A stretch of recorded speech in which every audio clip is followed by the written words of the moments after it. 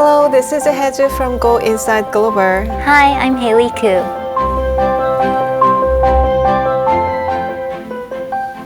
Zen Master Thich Nhat Hanh mentioned that meditation consists of generating three kinds of energy: mindfulness, concentration, and insight. When energy acts, change is bound to happen. Meditation not only revitalizes and keeps our body and mind healthy, but also helps those around us restore joy and vitality in their lives. Even now, many people across the globe follow Venerable Thich Nhat Hanh's method of meditation. Today at Go Inside Global, we will be introducing Deer Park Monastery, established by Zen Master Thich Nhat Hanh and practicing in the Plum Village tradition.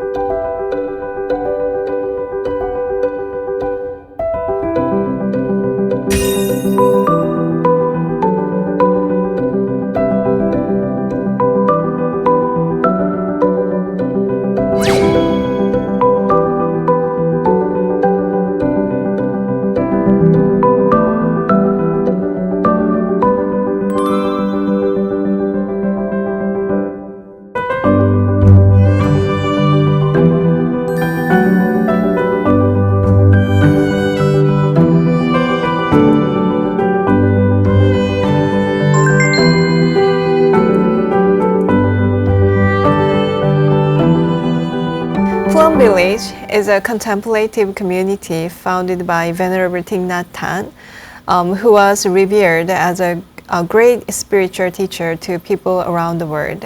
It is a place where mindfulness is integrated into daily life and mindfulness training is practiced all day long. Plum Village, near Bordeaux in southwest France, is the largest international practice center in Plum Village tradition, and the first monastic community founded by Venerable Thich Nhat Hanh in the West. There are 9 practice centers in all regions across the globe, including Europe, Asia, and both US and Latin America. Today we will be visiting the US Center, right, Sunyu? Yes, right. We are going to visit Deer Park Monastery in California in the US. So we will connect with Venerable Pablo to discuss how Deer Park Monastery is inheriting and developing the teaching of Venerable Thich Nhat Hanh.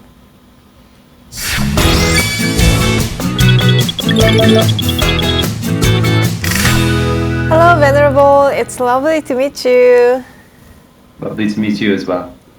Hi, Venerable. Welcome to Go Inside Global. Can you please kindly introduce yourself to our viewers? Sure. So my name is Brother Phap. We in our community we use brother and sister, but you can call me Venerable as well, I guess. And or it means brother stream in English. Right. And I've been for over 20 years, and I'm a student of Zen Master Thich Nhat Hanh. Right. And I received the lamp to teach from him in 2011, and and I'm living at Deer Park Monastery in Southern California, which is a practice center he started in 2000 here in the U.S. Kind of a gift to the United States, because the United States needs a lot of mindfulness practice. Yes, yes, yes. Very true. Yes. So we can call him brother then. Yes, Yeah, brother is fine. Yes. I moved into Deer Park Monastery in 2016. So maybe I was we were there together at the time. So could you please introduce the monastery a little bit more? Sure. Details. Sure. Yeah, I'm sitting in a kind of sound booth here, so I don't have a beautiful view to show you, but it's in a mountain just near the Pacific. We were about 40 minutes drive from the beach. Oh, nice. It's beautiful. It's called chaparral. It's a kind of native plant, animal kind of habitat, and most of it is untouched. It's wild, 400 acres. And I always say if it was like a Tang Dynasty China, this would be the perfect feng shui to have a monastery. Oh, perfect feng shui. It's kind of, it has the energy is kind of held in the valley. Nice. Actually, it's hidden. So when you're down in the town, which is just you just go down our road a mile, and then you have the town of Escondido, California, Oh. San Diego County, and but when you're down there, you can't see the monastery at all. It's Yeah, hidden. yeah, at all. Yeah. Yeah. Yeah, when I went there, it was quite. I was surprised about that. It was a really hidden space, a Right. hidden place Right. in the center of a mountain. So Yeah. yeah. I actually visited Yeah. there too. Oh. Right. I remember like you have to drive a mile and then there's a parking lot and then you have to walk up a little bit to Right, That's get right. to the That's right. Yeah. right. So it's a little bit challenging. A little bit like I've heard the mountains in Korea where people will climb it to get merit. Right. Yes. You know, it's kind of like It that. was a hike. Yes. That's wonderful. Can you share your karmic ties with Master Thich Nhat Hanh and why you decided to ordain a monk? You know, I had the good fortune to have a teacher in high school who was one of the first ones to teach world religions in a public school in the U.S. Oh. And my parents were both raised Catholic, but my father sat me down and said, "We want your mother." I was not baptized, Right. and although my cousin, who's like a brother to me, was in the Catholic Church and did the rites and was the altar boy and all these things.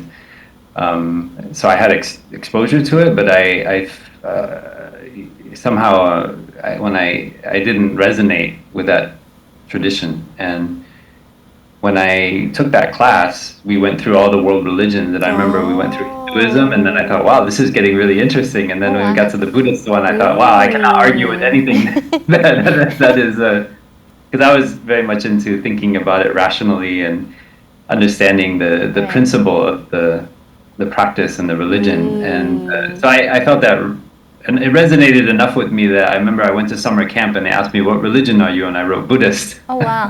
First time when I was 13. And so I somehow I had some resonance there, and then but I lived my life as a student, and then I went to Dartmouth, which is an Ivy League school here, and just was in sports and other things and studied literature. But somehow I always felt this connection to Buddhism, like a lot of us do in the West. And then I went, after college, I wanted to kind of go out on my own and just live in the world, not based on my degree, or try to experience the world. So I lived in Spain and France for a while, and we did just whatever interesting things. Also, I felt kind of activism to try to change what I saw as a very materialistic drive world. Certainly, I was raised in that kind of culture. And I met some spiritual teachers, and eventually I came back to the States, and I had a lot of I saw I had a lot of anger inside of me.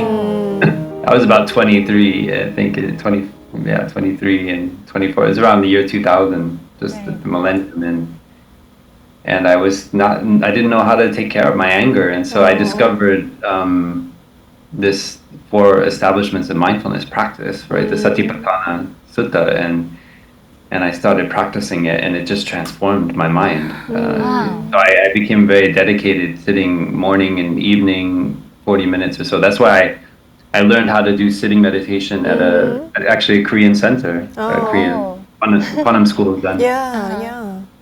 That showed me like how to sit and how to, because those of us in the West, we don't know how to cross legs and this kind of thing. And it was very difficult at first. It took me many years to feel comfortable. We're all used to chairs now. And then I was actually back after I'd been practicing for, 6 months or 8 months. I was back living at the town of my old university, Dartmouth, which is in New Hampshire. And I'd gotten a job in a little bookshop, and 4 monks from the Plum Village tradition walked in. So just walked in one day like that. Destiny. and I just felt the energy of Sangha. I'd seen monks and nuns before, but this energy, it was very special. It was, and the other thing was that one of the monks was a young novice American, like a white. So I thought that was the first time I thought, wow, I could be a monk. Like I could.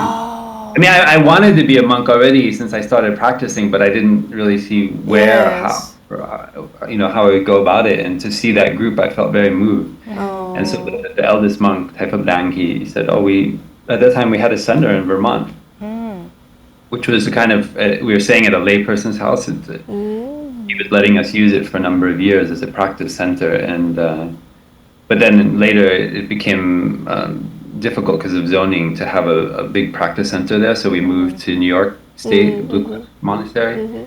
But I started going on retreats there in Vermont at the Maple Forest Monastery. And yeah, I felt a connection right away.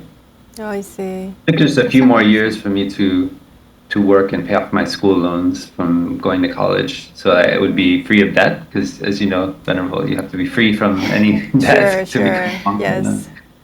So I had a few, like I think $10,000 I had to pay back, something like that. So, and then Thai came next summer, and I actually met him. I was staying in Providence Zen Center. Thai came and stayed there, and I met Thai. For the first time, or I didn't meet Thai, but I saw Thai give a talk in Providence, Rhode Island. Oh. Yeah, and then the next year I worked and living in Cambridge Zen Center in the Quantum School, and I actually ended up paying off my school loans. And Thai gave a retreat just outside of Boston, and then he was doing an event at the Boston Public Library, and he opened it for questions. So I came up and I asked Thai, "Dear Thai, I would like to become a novice monk. How can I do that?" Oh. What a wonderful question. Yes. And Thai said, "Thai only plays a ceremonial role. If I want to be a monk, I need to, and my aspiration is correct." And I remember that's the first time Thai looked at me. Thai asked me, "If your aspiration is correct," and I felt like, when a Zen master looks at you. You feel like all of the of your perceptions just disappear, and you're looking directly into the ultimate reality. It's pretty intense. And then somebody like Thai, we know you both maybe have heard Thai speak or met Thai, and his aspiration is very powerful. So when he asked me if your aspiration is correct, I really felt he could look into my heart all the way through my body.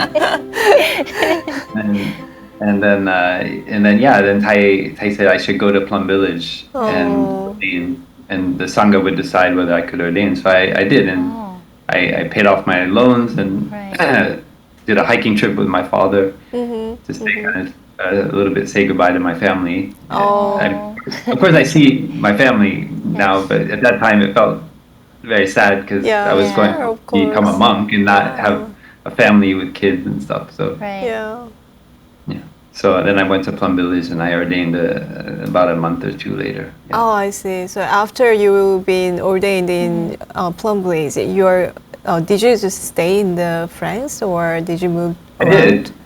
Yeah. Well, I was very fortunate that Thai at that time Thai was becoming kind of a superstar.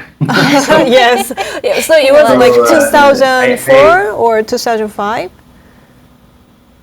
I ordained in 2003, and then 2004, Thai came here to Deer Park. Right. And so I was our family had just ordained, and they brought us along, and we stayed with the big Sangha. So Thai closed Plum Village, and brought everybody here for 3 months at Deer Park, and so we lived here. So I since then I felt a deep connection to this place, and I've lived here a number of times. Since then, but I go back and forth between Plum Village and here. At the moment, we're training a lot of young American novice monks, and so they asked me to come back here actually in the middle of the pandemic.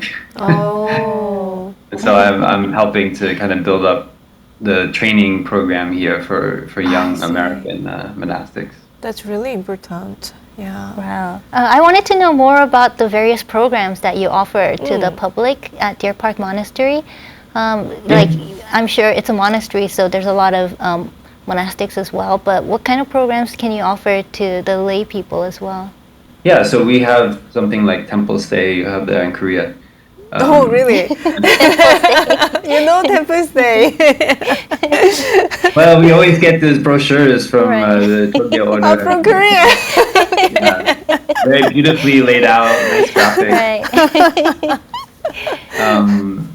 No, I mean I haven't done temple stay in Korea, so I shouldn't say. But it's I think what we do is we have usually 1 week or 2 week stay for laymen.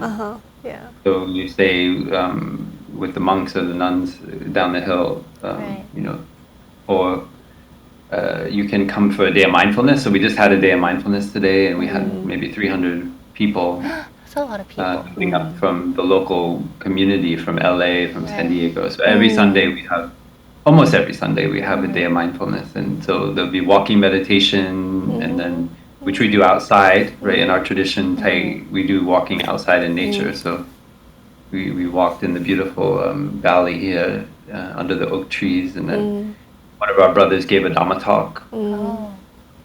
and like this morning he spoke in Vietnamese. And there was, we have a translation system, but Right. sometimes we'll give it in English. And then we'll have, today we had a ceremony to transmit to recite the 5 mindfulness trainings, the 5 precepts. Yeah. And then That's great. also the lay friends who are, Thai created an order, the Order of Interbeing in the 60s when he had his, with Sister Shan Kong, the School of Youth for Social Service, which is engaged Buddhist work during the war in Vietnam. So he created this Order of Interbeing, which it's kind of like it's inspired by the Bodhisattva precepts, but it's a new formulation for modern times where we're committed not to get caught by any ideology, not even Buddhist ones. I see. And so a lot of those members also come up for the recitation, and they sit and they don't wear the robes of a monk, but they wear a kind of jacket to indicate their deeper commitment to the order. And yeah, so that's what we did this morning. That's great. We also have monastic training. So we do, I think you call it Kyolche. We have a rains retreat, 3 months. Right. Rains retreat that we do every year. 결제. And people sign up for the whole 3 months, and they come to stay and practice with us. So last year, I think we had, the past couple of years, we've had in total 100 people staying with us. I mean, including us, the monastics. We are about 60. So I think we had, or 65 monastics living here, and there's maybe 35 or 40 lay friends who also stay, and so they follow the schedule with us, practice with us. I mean, as a layperson visiting the monastery, to practice, you don't have to be a Buddhist, right? Like you can be from any religion. Right, yeah.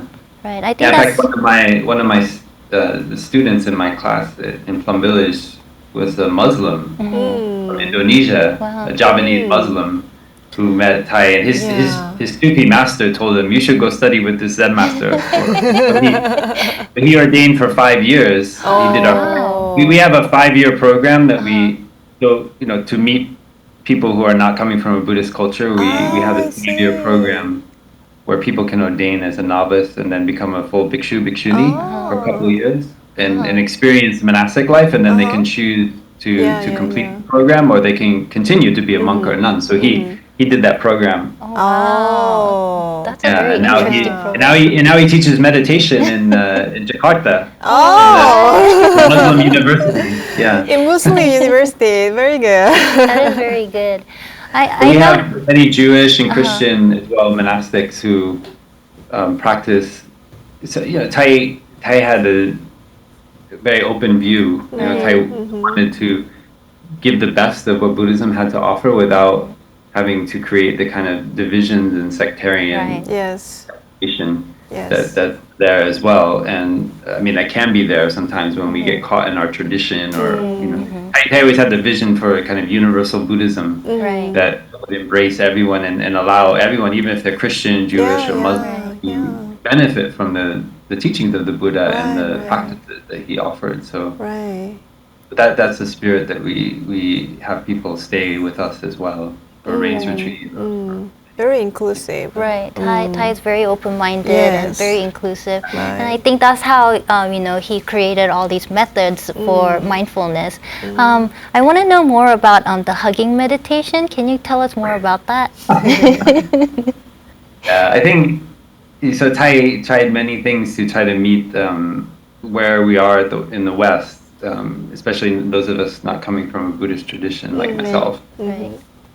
So, because sometimes Buddhism, the way, especially the West has embraced it, it lacks the kind of the emotional, the Yes. kind of warm feeling of the devotional aspect as well, because we tend to be so, somehow the way Buddhism entered in the 19th century, it was mainly through Protestant Christian scholars, and so it has this very cold, very kind of the rational, intellectual approach, and it lacks the heart of what I feel when I'm in a whether it's with Korean Buddhists or Vietnamese, or like it's so warm and full of heart, Right. food and culture, and so Thai, things like hugging meditations were ways to help, really, I think mostly Westerners, but also to bring it to come back. I think Thai also wanted to transform the rigidness in Vietnamese culture around touching and showing affection, because he often said that it's difficult in Vietnamese families for the father to say "I love you" to his children. Right. Asian It's culture, right. maybe, not just Vietnamese. Yeah, I don't know, but in older- Vietnamese older culture, Thai generation, said, so there's this kind of Confucian, Right. kind of propriety. The children should only be always grateful to the parent. Right. And so the hugging meditation is a way to bring about reconciliation. Of course, we know physiologically when we hug, the oxytocin and all Oxytocin, the yes. hormones coming up, and Yes. no matter what we're thinking, Right. it brings about a real experience of something that's we call love or connection. And of course, you could say, oh, that's attachment as well. But I think for some of us on the path, we need to enter through a space where there's more affection and healing and self-care before we go into the deeper kind of practice of, non-attachment to views and all this kind of thing. And sometimes in the West, we tend to start with the non-attachment to views and all this really like high-level stuff, but we haven't established real emotional connection with our own body, let alone with people's. And so hugging meditation is a formal way that's kind of, of course, non-sexual, right? But it's of establishing a connection. So we join our palms and we breathe 3 times, and we look at the other person, and then we hug them, and we practice breathing meditation while we're hugging them, and we do it in front of others as well. It's not something we do usually in private, but it's actually a meditation that we do in front of others. Right. And of course, as monks, we don't do hugging meditation with nuns. But I mean, we offer, like I'll practice with my brothers in the new year. We'll hug and just have that chance to connect with each other. Like, thank you for supporting my practice for this whole year. You're my brother, and thank you. That's very lovely. That's very And that, sweet. I think it serves a role. And I've done hugging meditation with Thai. When usually when my family ordained, and I think many families after that as well, and before when we'd ordained as novices, then Thai would meet with us privately, and then we'd have a chance to do hugging with Thai. But I was very tall, and Thai was I translated planting seeds in Korean, and there is a hugging meditation, so I applied the hugging meditation for my students. That's great. The children, and they really love the hugging meditation. So I can feel the warmth and gentleness from that meditation. So yeah, thank you for sharing that. Sure. Yeah, Thank you, Sunny, for translating. And also I know that there is a lazy day because I've been meditating in Deer Park Monastery and Magnolia Monastery, and I really enjoyed the lazy day. So could you please introduce lazy day and the meaning of it? So this is something that Thai felt was very, very important, and he said in the West we are too busy. We're busy all the time. So busy. Right. Yes. We And are. so we need to learn how to do nothing. Right.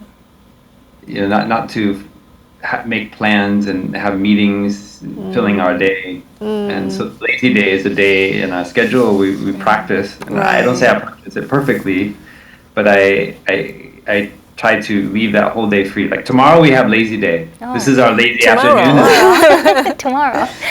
So usually Monday is lazy day, but we try to not schedule things in that day and just leave the day free to unfold in a natural way. And it's a chance to, because when we're in this kind of programmed mindset, sometimes we only meet those people that we scheduled to meet, and we don't have a chance to let things arise spontaneously. And as we know, I mean, we all have our, kind of collective and individual karmas of our actions, and sometimes, something that can really help us on the path to break free from habitual thinking patterns or ways of action can arise spontaneously in our lives, just like that, like the monks and nuns walking in, or the monks walking into the bookstore where I was working.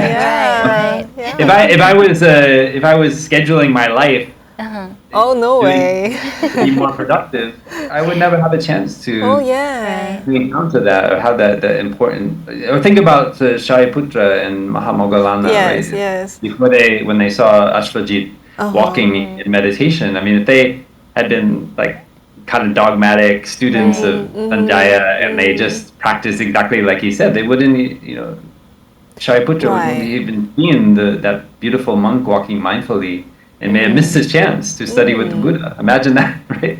So the lazy day is a chance for us to get out of that kind of over-programmed, over-scheduled, overdoing mind, right? The doing mind, and just practice the not knowing, right? Not knowing what you're going to do, just keeping your mind free and open for a day. And I have to admit, I'm a monk who is a little bit more programmed than my brothers and sisters, so I have to practice this more deeply. I'm more likely to be on an interview like this on Zoom, and I have to keep the time, and remember that I have that schedule. But in the community, there are some brothers and sisters who practice very, very deeply lazy day, and they don't schedule anything. They leave the day totally free, and I do that sometimes. I don't do it always as well as I'd like to. But and then many people wanted to change the name. They said, "Tai, can we just call it day?" Or Tai said, "No, lazy. Tai wants to lazy day." Because Tai used to say, "Please don't call me His Holiness." Tai said, "If you want to give Tai a title, Tai's title is His Laziness." It's so compassionate. I feel Tai doesn't do very much. Tai just waters the lettuce in his garden and enjoys walking meditation. Tai is very lazy, he said. But then we say, but Tai is very lazy, but Tai published over 100 books. And and calligraphy too. Lazy. But the lazy sounds really relaxing. So but if you see the way Tai does it, Tai is very relaxed. Tai doesn't even. I didn't ever see Tai rushing. Ever. In 20, and I studied, directly with Tai up until his stroke, 2014, more than almost 11 years. I didn't ever see Tai rush doing anything. I'm still quite far from that. I still, get in that mode of rushing to want to get something done instead of just letting go and saying maybe it's just there are not enough conditions for that to happen. And so I always come back to that practice of laziness, of lazy day, and just reestablishing a real solidity with my walking, my steps, with my breathing. We need it. It's very necessary. I remember back in 2013 when Tai visited us here in Korea at BTN. All the staff was rushing because we have to get the footages, we have to prepare everything, all these events too. And then Tai was like, "Why are you guys rushing? No, don't rush." And we're like, "Oh, okay." You know the story about let the Buddha walk, right? Yes. Yeah, I think that was 2003. When Tai was in Korea, and also 2013 was when he visited us here at BTN. Right, but he came an earlier time in 2003, and there was a walking meditation, I think in Seoul, downtown, and Tai wanted to start walking, but there were so many cameras in front of Tai couldn't even step. And so Tai said, "I cannot walk. I walk. I cannot do the walking. Oh Right, yeah. right. And that became the origin of a very deep meditation that I offer. Let the Buddha walk, I don't need to walk. Yeah. Let the Buddha breathe, I don't need to breathe. Oh Let the Buddha sit, I don't need to sit. yeah. And I do that practice very often. And that practice was invented in Korea. Oh, I think Thai's words are very compassionate. Very, very yeah, compassionate. we can easily understand what Right. what he means. Warm, yeah, it's yet very important. open to, Yeah. right? Very a pioneer almost. Yeah. And so in Korea, there is some problem with some generational conflict. So there might be some issues going on in Korean culture. So do you have any program for relieving those kind of stress between generational conflict, or are there any other meditation you recommend for that? Well, I don't presume to know much about Korean culture. I mean, I admire Korean culture, and like many of us around the world, I have some little bit of understanding. Yeah. But I can more closely speak to American culture, which is what I grew up in, and I know that strongly came up after World War II in America, right? And the resulting 1960s kind of civil rights movement and kind of peace movement and hippies, and it was during the Vietnam War, and America was sending soldiers or young mostly men to Vietnam to fight in the Vietnam War, and many of them were wanting to impress their fathers who went and served in World War II and liberated Europe, right? And so there was this sense, but that they were continuing that, wanting to live up to their fathers' expectations of them to be real men, as it were. And so that is caused, I think, in the U.S. and I don't say we have much to show in terms of to offer to the world, but I think that now in the school system and the way I grew up, there was a lot more sense of not focusing on achievement so much, but rather on the well-being of. I mean, I didn't learn mindfulness growing up. I would have loved to learn mindfulness. But now, almost all children in America learn some kind of mindfulness or breathing meditation in school. I mean, it's great. Since the past decade, it's just gone everywhere, and that's coming from Buddhist meditation. No matter what people say, it's in this tradition or that. But I mean, it's based in the Buddhist tradition, in the Buddhist teaching. But I think when I was raised, I got a little bit more of openness in studying, and not so much pressure to excel and exceed. And I think from what I heard, that's very strong now in Korea. That there's this heavy pressure to go to a top school, to get a top job, and that's very destructive to us as human beings. And I think that if Buddhism in Korea can help to offer practices to young people that allow them to deal with the emotional side when they're in this kind of rat race of being driven to achieve because of the dreams of their parents, maybe more than their own. The dreams of the parents become the dreams of the children, but it's not necessarily by choice. Right. And of course you have much stronger. I mean, we had in the 50s and the early time in America, but I think the Confucian devotion to parents is much stronger in Korea than in the West. So I don't say it's. I mean, there's beautiful aspects of that. I think like we're dealing with a crisis in America now. I mean, now we're getting a bit into sociology. So, but I think we're dealing with a crisis of polarization around on political side, and for me, it has to do not so much with politics, but it has to do with the crisis of. Well, I would say the crisis of men, Yes. principally. Like young men in America actually have very few models, or people like I would feel Thai is one of them who really embody what a fully realized I mean, it's a human being in general, but I'm speaking specifically to people of male bodies, right now, because I think we need to recognize that there are certain physiological aspects of being in a male body that also have certain tendencies. I think now I look.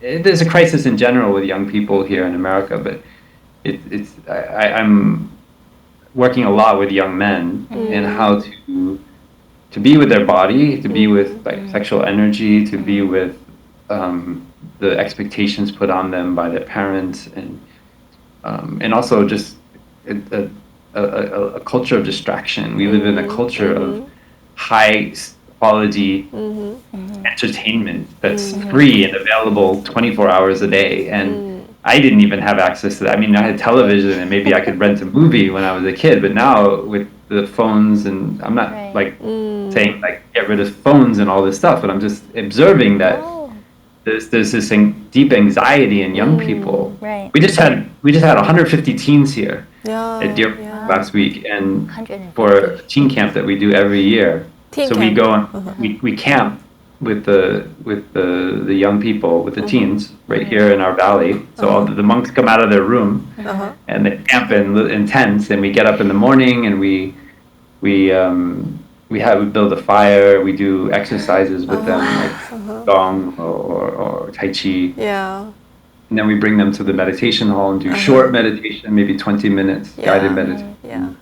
I mean, I had to give a Dhamma talk at the end of it to these teens, and I talk about the Four Noble Truths, but I don't call them Four Noble Truths. I say it's an algorithm of freedom, because they know about algorithms. Wow. That would get their attention. So we had to come up with a language that corresponds to something they know. Because I asked these teens, I say, do you want to be free? And they almost all of them raise their hands. Yes. They don't feel free.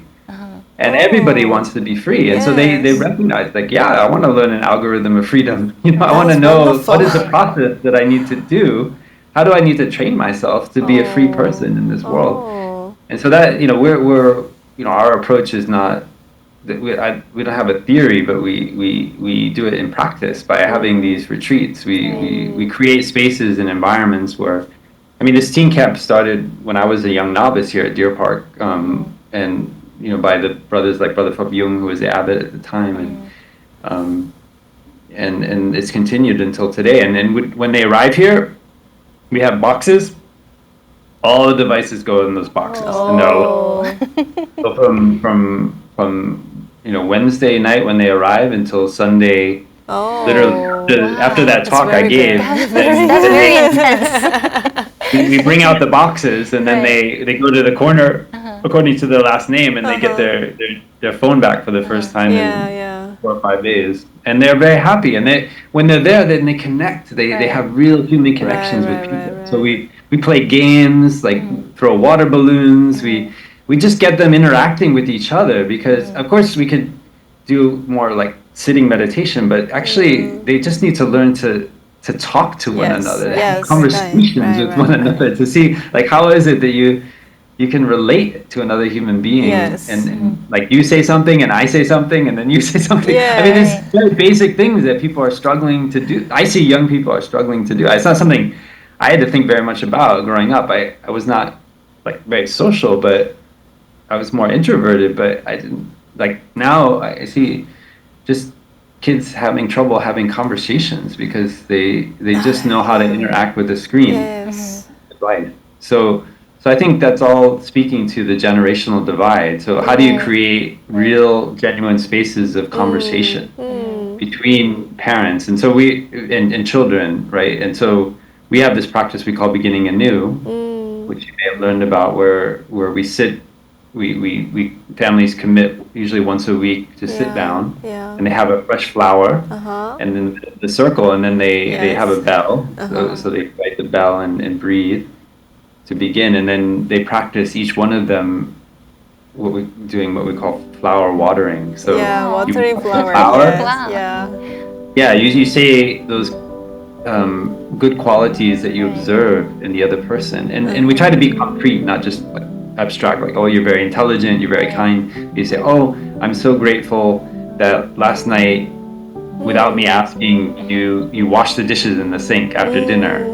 I felt so touched that you did that spontaneously without me reminding you, and I feel very grateful that you have that inspiration, because I see that you're contributing to our collective life here as a family living together in an apartment or wherever.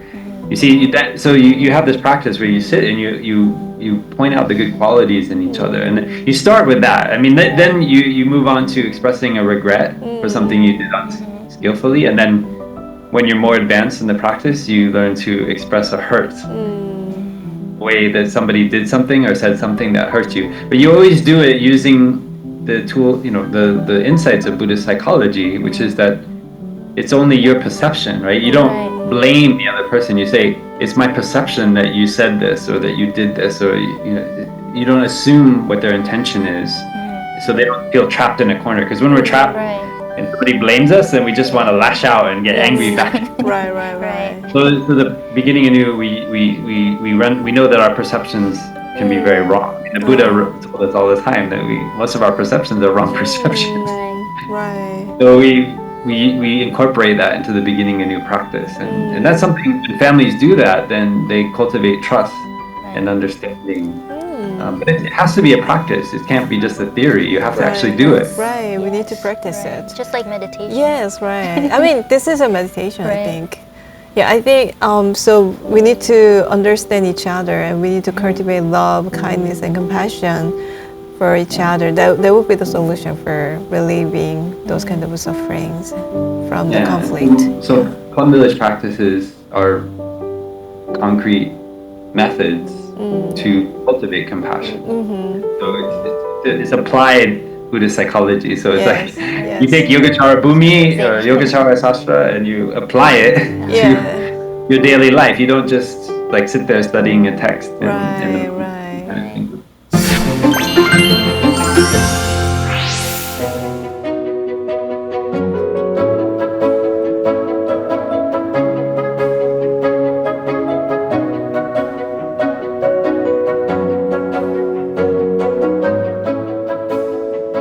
When we have a strong emotion like anger coming up inside, we say it's like a bell of mindfulness. We don't treat our anger as something bad that we want to get rid of, but we see that it's something that's telling us something about our body and mind.